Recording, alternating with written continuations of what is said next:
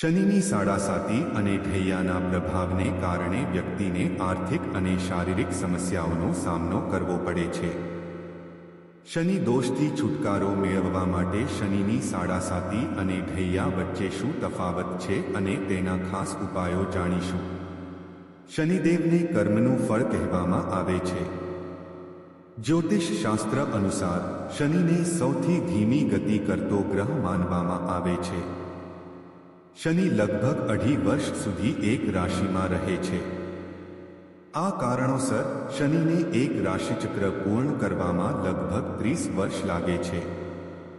તમે સાંભળ્યું હશે કે શનિદેવની સાડાસાતી અને ઢૈયા વિશે સાંભળીને લોકો ચિંતિત થઈ જાય છે.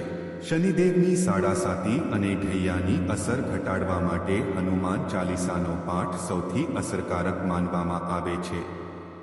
આ ઉપરાંત આપણે પ્રાણીઓની સેવા અને દાન પણ કરવું જોઈએ.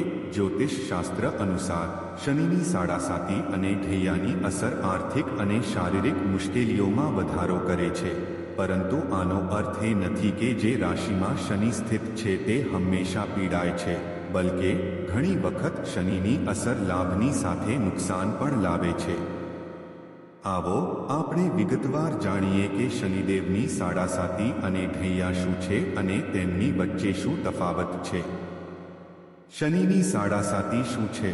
શનિ તમારી જન્મ રાશિથી 12મા ભાવમાં, પહેલા ભાવમાં અને પછી બીજા ભાવમાં ગોચર કરે છે ત્યારે શનિની સાડાસાતી શરૂ થાય છે.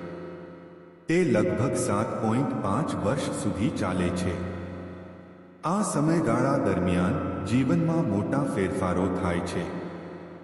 ક્યારેક આ ફેરફારો સકારાત્મક કરતાં વધુ નકારાત્મક હોય છે, જેમ કે કારકિર્દીમાં ઉતાર-ચઢાવ, સ્વાસ્થ્ય સંબંધિત સમસ્યાઓ અને નાણાકીય તંગી. શનિ સાડાસાતીથી રાહત મેળવવાના ઉપાયો. શનિવારે વ્યક્તિએ સરસવના તેલમાં પોતાનો ચહેરો જોવો જોઈએ અને શનિદેવ માટે દાન લેનાર વ્યક્તિને તેનું દાન કરવું જોઈએ. જો તમને દાન સ્વીકારવા માટે કોઈ વ્યક્તિ ન મળે તો તેલમાં તમારા ચહેરાને જુઓ અને તેને પીપળાના ઝાડ નીચે મૂકો. દર શનિવારે પીપળાના ઝાડ નીચે તેલનો દીવો પ્રગટાવવો જોઈએ અને ભગવાન શનિદેવ પાસે પોતાના ખોટા કાર્યોની ક્ષમા માંગવી જોઈએ. ભગવાન હનુમાનની પૂજા કરો અને હનુમાન ચાલીસાનો પાઠ કરો.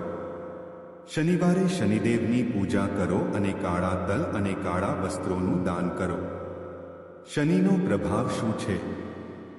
જ્યારે શનિ કુંડળીમાં ચોથા કે 8મા ઘરમાં હોય છે ત્યારે ઢૈયા થાય છે. તે લગભગ 2.5 વર્ષ સુધી ચાલે છે. આ સમયગાળા દરમિયાન માનસિક તણાવ, સ્વાસ્થ્ય સમસ્યાઓ અને નાણાકીય તંગી આવી શકે છે. ઢૈયાનો અર્થ શનિ ગ્રહનો અશુભ પ્રભાવ થાય છે. તેને સાડાસાતી કરતાં ઓછું પીડાદાયક માનવામાં આવે છે.